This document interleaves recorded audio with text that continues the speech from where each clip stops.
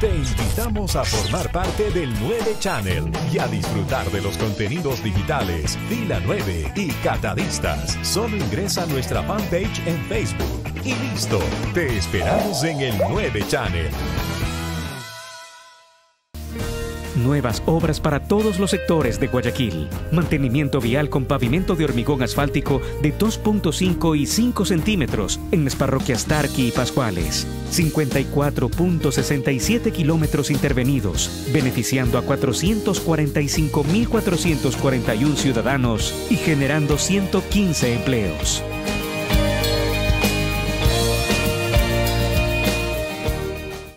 El 9 Channel presenta Fila 9, con el auspicio de Nuevas obras para ti.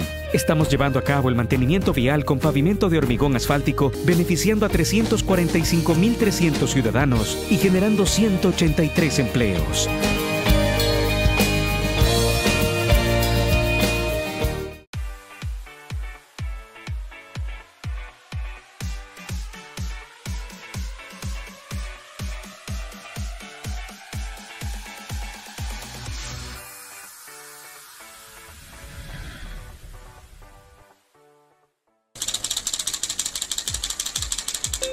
¿Qué tal, amigos de esta inmensa comunidad de Fila 9 Live aquí en el 9 Channel y a quienes nos escuchan en territorio ecuatoriano a través de Extrema FM? Gracias también a quienes están en Primicias de la Cultura y en Radio Oxígeno FM. Muchísimas gracias. Soy Roberto Rodríguez. De inmediato estaremos abordando una entrevista a fondo. Nuestra invitada para el día de hoy es la abogada Sara Salazar, activista por los derechos de la mujer.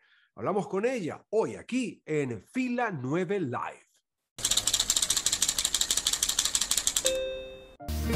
Nuevas obras para todos los sectores de Guayaquil. Mantenimiento vial con pavimento de hormigón asfáltico de 2.5 y 5 centímetros en las parroquias Tarqui y Pascuales. 54.67 kilómetros intervenidos, beneficiando a 445.441 ciudadanos y generando 115 empleos.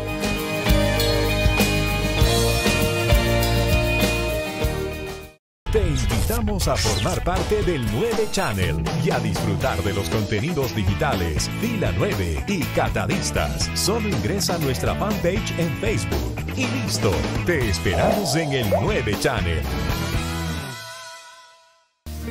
Nuevas obras para ti.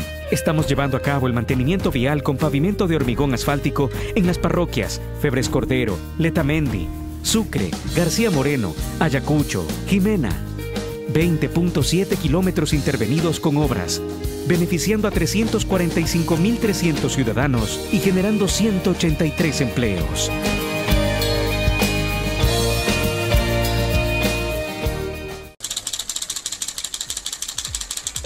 Muy bien, y como lo habíamos anunciado, hoy nos acompaña la abogada Sara Salazar. Ella es activista por los derechos de la mujer para conversar hoy sobre este tema que hoy está cada vez más vigente y hoy cada vez está más puesto en la mesa y hoy se discute con mayor amplitud. Sara, muchísimas gracias por atender nuestra invitación.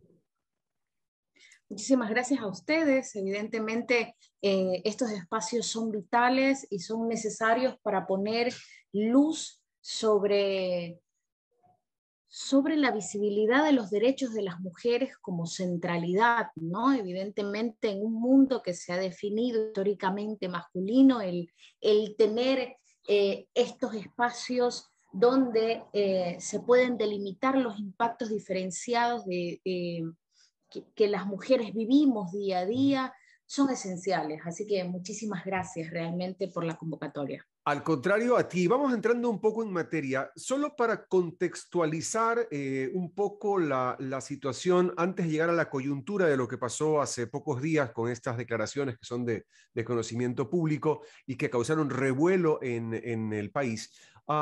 Vivimos, sí, y venimos un poco en el contexto de esta sociedad patriarcal por herencia, más no por decisión y por determinación. Es decir, no es que nosotros agarramos y decimos, yo quiero que mi casa funcione así, no, venimos Esto es una herencia que viene producto del tiempo de ser una sociedad esencialmente patriarcal, donde la mujer, incluso desgraciadamente, y es algo lacerante al sentimiento del ser humano, más allá de su religión o afección o gustos, lo que ocurre aún en ciertas partes del mundo, donde hablo concretamente del caso de Afganistán, por ejemplo, donde la mujer es considerada un ser de segunda clase, no digo ni siquiera una persona, un ser de segunda clase. Pero no quiero meterme tanto en esas coyunturas extremas que afectan, pero que componen la realidad actual.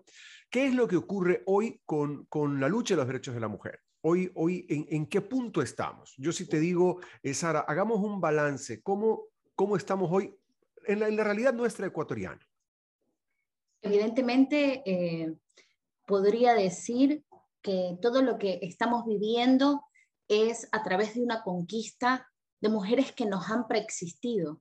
Nosotras no podemos hablar desde una voz que ha conquistado enteramente los espacios, sino es esta preexistencia, esta genealogía histórica que nos ha permitido decir hoy que se conquistó desde los derechos históricos, que es el derecho al sufragio, que se ha conquistado los espacios públicos, y se ha logrado algo que me parece sustancialmente importante, es realmente calar en la conciencia referente a la desprivatización de conductas que eran completamente lesivas para la mujer, entendiendo, y precisamente tomo lo que tú mencionabas referente a esta herencia, ¿no? A este atravesamiento sociocultural donde crecimos con adagios y aforismos de que aunque mate, aunque pegue, marido es, de que entre hombre y mujer nadie se debe meter, y ese silencio, ese círculo íntimo, ese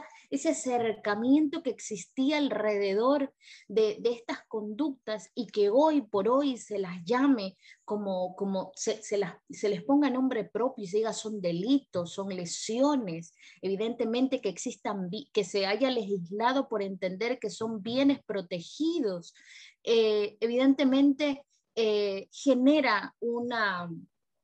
genera una sensación de avance.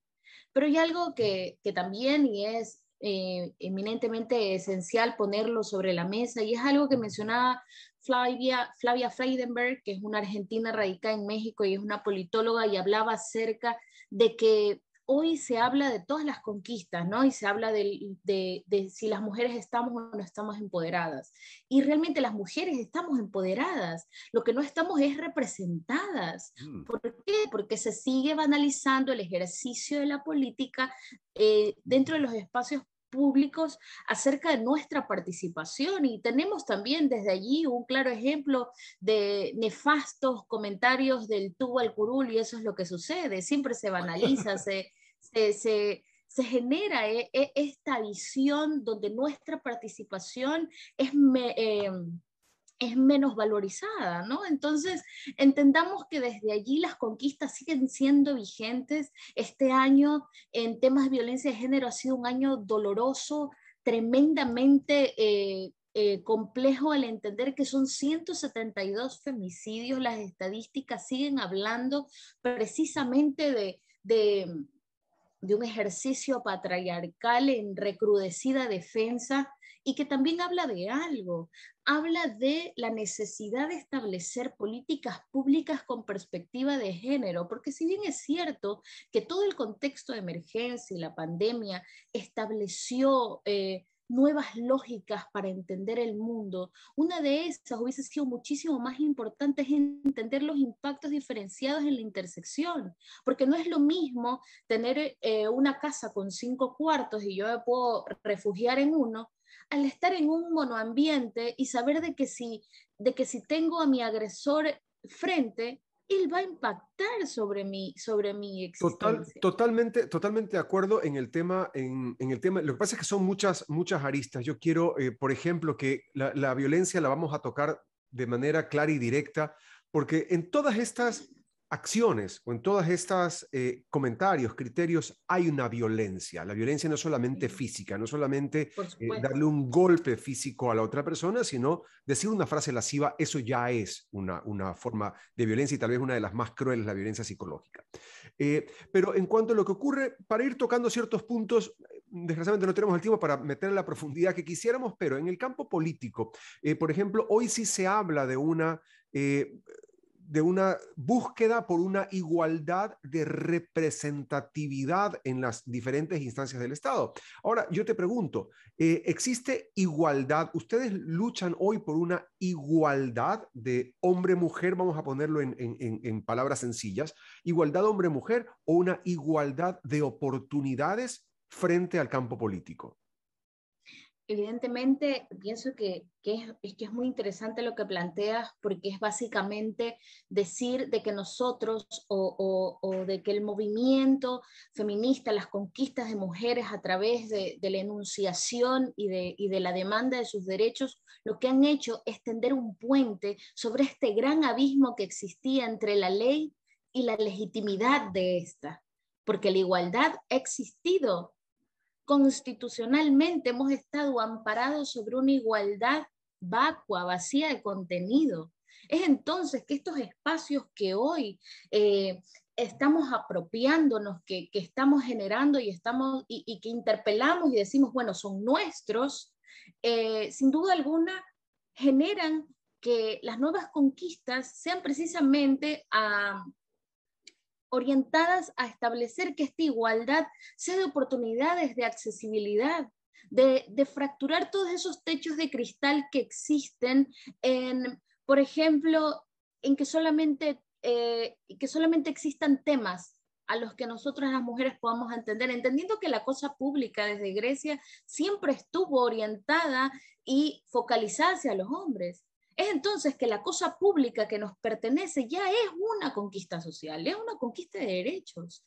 Entonces, el hablar abiertamente de corrupción, el hablar abiertamente de temas trascendentales de la vida social, el hablar abiertamente de la decisión de las mujeres sobre sus cuerpos, son cosas sustanciales, son de alguna manera consignas que nos han antecedido por años y que hoy por hoy evidentemente hay algunos espacios de alguna manera de luz, pero se sigue.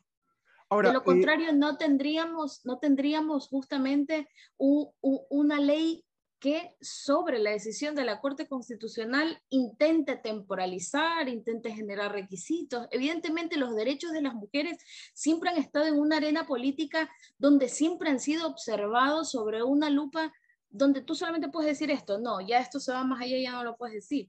Es así. sí, lo que pasa es que ahí vienen una serie de cosas que son de carácter estructural, donde, claro, hay unas legislaciones y unos preceptos y unos paradigmas que están, por eso yo atacaba el tema cultural, no tratando de disculpar la realidad de hoy, en un tema de que lo que pasa es que así me criaron. No, pero sí un poco haciendo conciencia de eso, y más aún en una sociedad como la nuestra, que es una sociedad eminentemente en cuanto a profesión de religión católica, donde también se mantiene una estructura patriarcal. Ahora, no me quiero meter a ese tema porque si no, no vamos a terminar con esa parte, pero sí hay que dejarlo puesto sobre la mesa. Y en torno a esto hay un grupo de personas que también dicen que hoy hay un exceso de sensibilidad a cualquier tipo de expresión, de declaración, de opinión. Concretamente a lo que ocurrió hace unos días atrás, donde la primera dama hizo unas declaraciones de carácter público que generaron ebullición en los grupos de mujeres, y se han generado opiniones de las más extremas y fuertes hasta las más consecuentes, digamos, y conciliadoras. ¿Cuál es tu opinión a eso? Justamente yo hoy leía a María Fernanda Ampuero y decía en uno de sus artículos de opinión, decía, Ecuador es un país de odios, ¿no? Desde esa frase, desde esa oración, es más que nada una sentencia que determina nuestra realidad. En una sociedad como la nuestra, que evidentemente las demandas sociales han tomado tanto tiempo, donde se ha precarizado mucho la vida de la mujer, donde tú mismo mencionabas algo acerca de las ciudadanías de segunda clase. Bueno, evidentemente los derechos de las mujeres en Ecuador tenían ese cariz, ¿ya? Cuando no había una accesibilidad oportuna de justicia, cuando se ha deslegitimado la trayectoria de la víctima en el afán de encontrar un poco un resguardo por parte del Estado. Tenemos el caso tan doloroso como el de Paola Guzmán Albarracín, que no fue hace 25, o sea, no es algo que tenga que ver exactamente con antecedentes, pero tiene que ver con el hecho de en qué momento se da. Se da en el marco de la inauguración de una iniciativa ejecutiva para erradicar la violencia de la mujer. Entonces esta narrativa, este discurso, deja de ser una opinión y se convierte en una narrativa política, en una enunciación, que yo doy para poder generar un marco o una ruta de navegación alrededor de esta iniciativa ejecutiva. Entonces, si esta enunciación establece y traslada la culpa hacia las mujeres, porque hay algo muy peligroso en estas frases que de alguna manera suelen ser afectas, suelen ser afables, ¿no? Dice, las mujeres tenemos que luchar por amor y si luchamos por amor, todo se va a calmar. No se va a calmar porque no corresponde a la realidad ecuatoriana.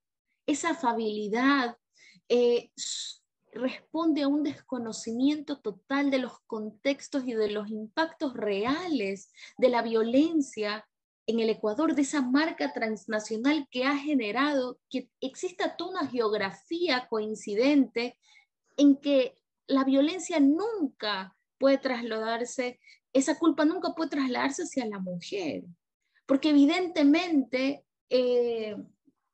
siempre el agresor va a encontrar una especie de salvoconducto y es precisamente allí, porque es decir, tú lo pudiste evitar y no lo evitaste, por eso te pegué.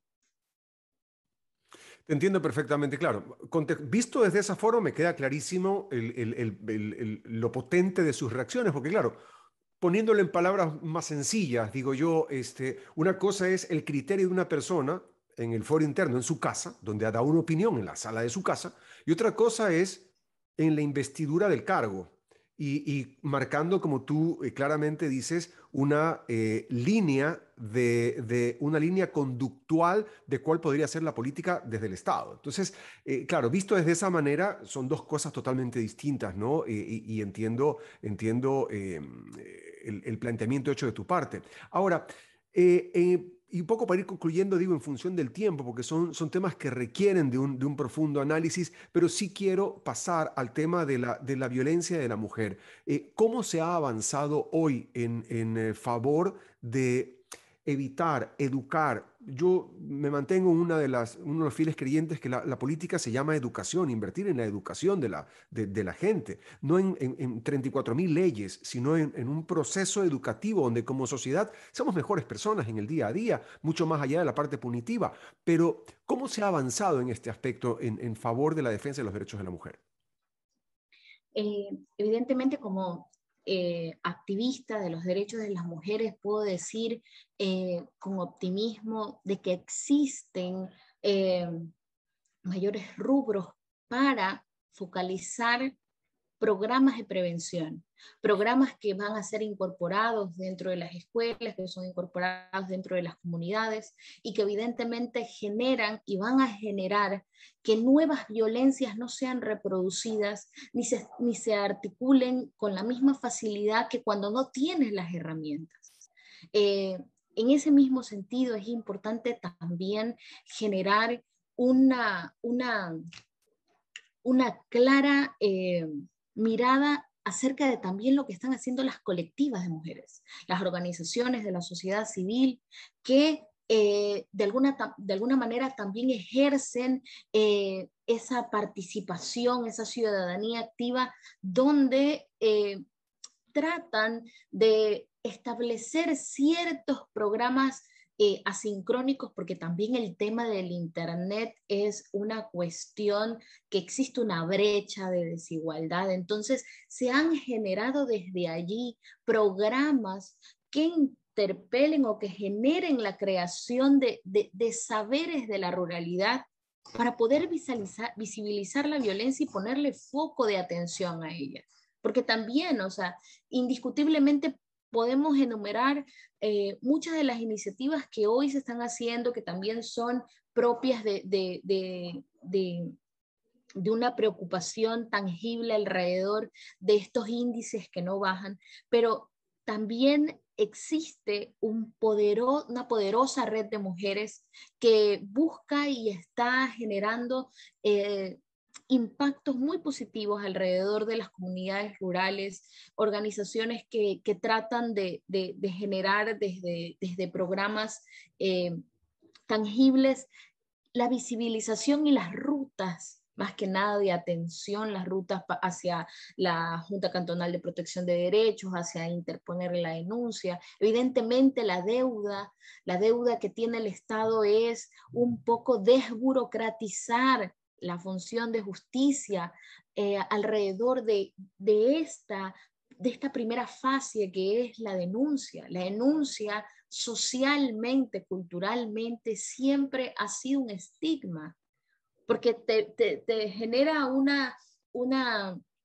de alguna manera las diferencias de verdad lo quieres hacer, entendiendo de que el múltiple ejercicio de violencia, uno de ellos también es la violencia económica. Y una de las cosas que te viene primero a la cabeza es decir, de verdad vas a denunciar a quien te pone el plato de arroz en la mesa. Es entonces que evidentemente existen todas estas aristas que deben de ser estudiadas y desde allí ir creando pedagogías y metodologías que puedan atender esta situación. El Estado ha generado desde la Secretaría de Derechos Humanos estos centros violetas, ha generado algunas iniciativas que son importantes en aras precisamente de ir generando una campaña de sensibilización, de una campaña precisamente que entiende que los programas formativos, que los programas de intercambio son valiosos para poner de frente estos ejercicios múltiples donde la violencia se manifiesta, que permea, que permea y evoluciona, porque imagínate, claro, Roberto, hoy nosotros estamos hablando de violencia como lo pudimos haber hablado hasta 5 años y hoy existe la violencia digital. Es decir, es un tema que va evolucionando y evidentemente desde allí hay que estar permanentemente conscientes de que es una tarea tan dinámica como la sociedad en sí misma. Dios mío, y ahí es que claro, lo que pasa es que tenemos tenemos poco tiempo para hablar de muchos temas, la violencia digital que acabas de tocar, pero es crítico y me lo voy a anotar como tema para un futuro programa, hablar de la violencia digital, porque solamente se me vino la imagen. Yo, al igual que muchos de los niños del mundo entero, que fuimos niños, no nacimos grandes, fuimos víctimas del bullying en el colegio. Pero el bullying en el colegio quedaba en el colegio. Salías del colegio, llegabas a la casa y decías, bueno, ya, hasta mañana me libré de estos compañeros. Y en cambio ahora no, el bullying te persigue. Entonces, y te acaban en 5 segundos y te destruyen la reputación y se acabó la historia. Y esos muchos casos, muchos, llegan incluso al suicidio. Sara, ese es un tema diferente al que estamos tocando, pero va muy de la mano a esta problemática. Te quiero agradecer muchísimo tus valiosos comentarios, tu tiempo y la puerta abierta para poder seguir conversando de estos temas que como sociedad nos deberían interesar cada vez más para poder opinar informados, para poder opinar con criterio, para poder saber lo que está ocurriendo en el trabajo que ustedes realizan. Te felicito por tu activismo en favor de los derechos. Muchísimas gracias, Roberto. Estos espacios son esenciales, una vez más, porque ponen de alguna manera sobre la mesa temáticas que no son sencillamente que no deben de quedarse sencillamente en Twitter, ¿no? Deben de traspolarse e invitarnos a cuestionar, a agujerear esos absolutos que tenemos en la mente referente a estos temas, que sin duda alguna desde ese lugar vamos a poder ver la violencia con perspectiva, ¿no? De género, y entender que estos impactos diferenciados sobre mujeres son existentes, no son exageraciones. Con nosotros la abogada Sara Salazar, activista por los derechos de la mujer. Nuevas obras para ti. Estamos llevando a cabo el mantenimiento vial con pavimento de hormigón asfáltico en las parroquias Febres Cordero, Letamendi, Sucre, García Moreno, Ayacucho, Jimena. 20.7 kilómetros intervenidos con obras, beneficiando a 345.300 ciudadanos y generando 183 empleos.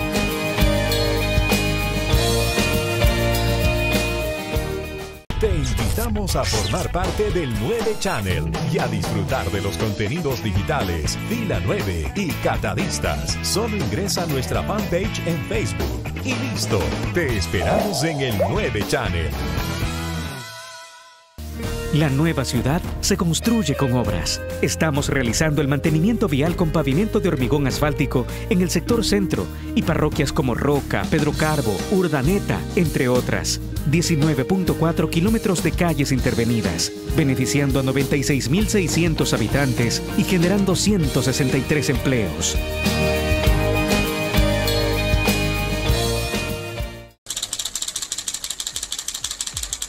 Temas que quedan planteados y sobre la mesa.